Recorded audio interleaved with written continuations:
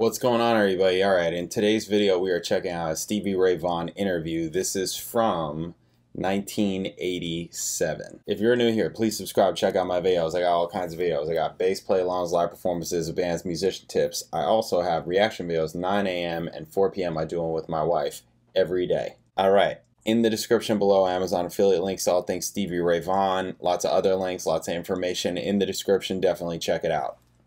Alright, Stevie Ray Vaughan. What's not to love, right? Come on. I mean, the fact that it should have been Clapton, okay, I'm with that too. But aside from that, what's not to love? All right, let's see what this guy's got to say. 1987, bam. Ready? All right, ready. En 5. That hair. Well, Stevie, first of all, I want to welcome you here to Montreal, welcome you to the show. And before we even start talking about your latest album, Live Alive, I'm really interested to sort of retrace your steps. I was catching up on your news and reading up a little bit on you, and I said 8 years old, you formed your first band. No. No? Not quite. Not quite. I started playing about then. My first band, I guess, was, I was about 11. Oh, that makes it much more easy for me to understand. I mean, did you always know that that's what you wanted to do? I know that you wanted to start playing sax. What happened that you really were determined? Really? Basically, I saw my brother playing music, and not just to be like my brother, however, I'm sure that was involved, but I saw how much fun he was having with it, and I saw how much it meant to him and how much he was growing as a human being, you know, and I wanted some of it, you know. You look at somebody and you see that they've got some happiness, you want it, you know. That's just human nature. And so I got into it, and I already liked a lot of the things I was hearing, and I just wanted to try to learn how to do it myself, you know. Your brother used to bring home incredible albums that you would sit and listen to. Was that difficult for a kid your age? I mean, would you rather be playing outside, or was it like something that you really just felt a closeness to? I felt the closest to it. I did both, you know. I went around and played like a kid, and then came back and listened like a kid to great music, you know. What was the first stuff that really sort of got you going? Who got you going when you listened to them? Lottie Mac, Buddy Guy, B.B. King, Howlin' Wolf, Jimi Hendrix, of course. I was hearing them all about the same time, you know. I say about the same time. Of course, it took a while for Jimi Hendrix to get popular. However, my brother found the first single that he got, and I forget which one it was. I guess it was Purple Haze. He found it in a trash bin behind this. It was like the forerunner of a video show. They had live bands. It was called something else, and there was my brother's band had played a gig there, and as they were loading out, he saw this 45 laying on the ground. He picked it up, and it was Jimi Hendrix's promotional copy. Brought it home, because he recognized the name from seeing a little blurb in the newspaper, and brought it home. And from then on, it was search and find Jimi Hendrix records, you know. You do a lot of remakes on your, well, I wouldn't call them remakes, because you really make them your own, sort of, on the album that we just have out now. And you did Superstition. I love that. I think what you did with that song was absolutely fantastic. Stevie Wonder loved it too. Did you ever get to speak to him and ask him what he thought about something like that? Yeah, I did. He really liked the song. In fact, we ended up doing the mixing at his studio, and we've become pretty good friends. And looks like I may be going to play on his album here real soon. What do you listen to today, Stevie? Who do you like to listen to? I still listen to Lonnie Mac, Buddy Guy, Muddy Waters, Howlin' Wolf. I listen to the Thunderbirds a lot. I love their music. Omar and the Howlers. Colin James from up here. He's a good friend, and I love his music. A lot of times I listen to the radio. Not a lot of times, but quite a bit lately. Just to see what's going on. I flip around a lot, you know. I just listen to anything that's got soul. When you think back to how you started and you think of yourself today, how have you progressed? What's really changed about Stevie Ray Vaughan, and what's stayed the same? Well, I still love music of all kinds. I get real excited over a lot of blues, a lot of rock and roll. Well, blues and rock and roll to me, there's not a whole lot of difference. It's just the blues playing at a rock and roll beat, you know. I've changed in ways where I don't know if you know about it or not, but I've quit using drugs or drinking, and it's helped me a lot because now I have a chance to at least see what's going on and care about what's going on, and if I'm at least aware of what's happening, at least I can know when somebody cares about me and return that, you know. And for years and years I couldn't do that because I didn't know. I would, of course, think I knew. I just returned love in all the funny places, you know. Is it fair to assume that when you look at the acknowledgments on this last album, that there were a lot of people who stood by you and you really felt like you had to thank them? And you have a special thank you to your brother Jimmy, who helped you hear what you heard with your heart. And I'm not sure exactly what that means. It just sounds very beautiful, and I can sort of put my own connotations to that, but it just seems like you and your brother have a very special relationship.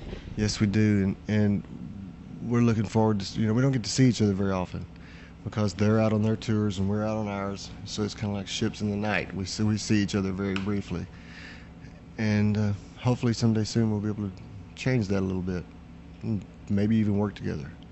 Duos and stuff. Yeah. When you look at guitar players like Stanley Jordan and Stanley Clarke and stuff. Jordan's so good, it's not fair.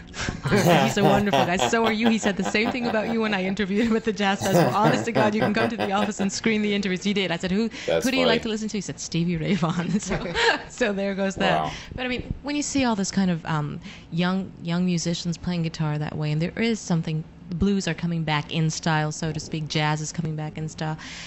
Do you think that it's got something to do with the fact that you guys never really altered what you were doing? You stuck by your roots and you said, no, this is what I want to do and that's why I'm doing it. That's how we got the chance to do it, because the people who were playing it in the first place didn't change what they wanted to do. They did exactly what they wanted to, and it sounds like it because it's from the heart. And that's what we try to do, and it's helped us, and it's as you know, the reward is that we get to play what we want to play, and it's accepted, and a lot of other people are getting the chance to do that.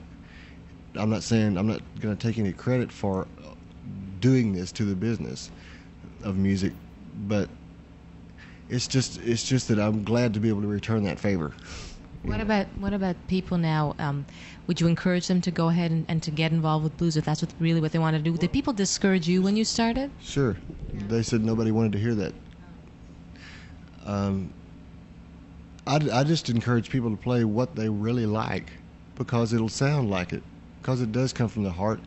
It doesn't come from your hip pocket, you know. Anybody can make money.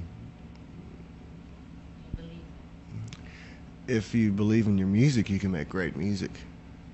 What about videos? You got one out that's hysterically funny, Cold Shot. I mean, I love that. Did you get involved with the scenario of that? Oh, I had a lot of fun with that one. Everybody put in their ideas. DJ Webster came up with the idea, and we just got sicker and sicker with it, you know. And we had a lot of fun. We did a lot of things that didn't end up being used. Just different scenes for different endings and things that were quite funny, but and we threw the cake off the building and everything. Well, it seems fair to say that you look like you feel really comfortable in front of the camera, and I know that you're in a film. You want to tell us a little bit about that and when it's coming out? Well, it's called Back to the Beach, and it should be out any time now. I just do a cameo in the film. I play myself playing guitar, and right-handed guitar, by the way. Not left-handed, Tommy Schnurmacher. Yeah, and the posters do have me on as playing left-handed. I guess it fit the picture better or something. I don't know, but it was a lot of. I've never done anything other than videos on camera before. It was just a lot of fun. There was a lot of people having a lot of fun while we were doing it, and it just made a lot of sense. It took one day for me to do what I did, and the on camera, and one day in the studio doing the track. So we just had fun with it, and I was really glad to be involved with it. Would you like to get involved in film in a more actor sort of way? Yes, in time. In time. I think we're going to settle with you just with what you're doing right now. Best of luck. We're really glad to see you back, and I'm really glad to hear the good news. And hey, Stevie Ray Vaughan in Montreal on Musique Plus. Merci beaucoup. Thank you so much. Tu as besoin de react? Oh, me. I just know y'all gonna be laughing at me. Or are they gonna make him say something? Ici Stevie Ray Vaughan. How do you say it? That's good. Vous écoutez. Oh my God. Vous écoutez Musique Plus en stéréo.